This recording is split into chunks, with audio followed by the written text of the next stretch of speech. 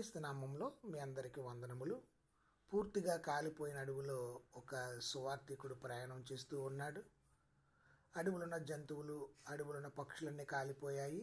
ఆయన కాళ్ళకు ఒక పక్షి గూడు తగిలింది. అందులో పూర్తిగా కాలిపోయిన తల్లి పక్షిని చూసి దాన్ని చేతికి తీసుకున్నప్పుడు, కదిపినప్పుడు దాని రెక్కలలో నుండి, తల్లి రెక్కలలో నుండి పక్షి పిల్లలు అటు ఇటు పరిగెత్తాయి ప్రియులారా. అప్పుడు ఆ సువార్తికుడికి ఆశ్చర్యం కలిగింది. ఆ తల్లి ప్రేమ ఆ పిల్లల కొరకు తన ప్రాణాన్ని అర్పించేలా చేసింది.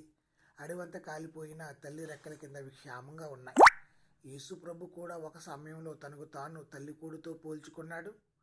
యేసుక్రీస్తు ప్రభు కూడా తన ప్రజలను తన రెక్కల కింద కాపాడుతాడు. మన కోసం ఆయన కలవరి శిలువలో దేవుని తీక్షమైన ఉగ్రతను భరించి తన ప్రాణాన్ని ఇచ్చాడు. ఆయన రెక్కల కింద మనకు నిత్యమైన కాపుదల ఉంది.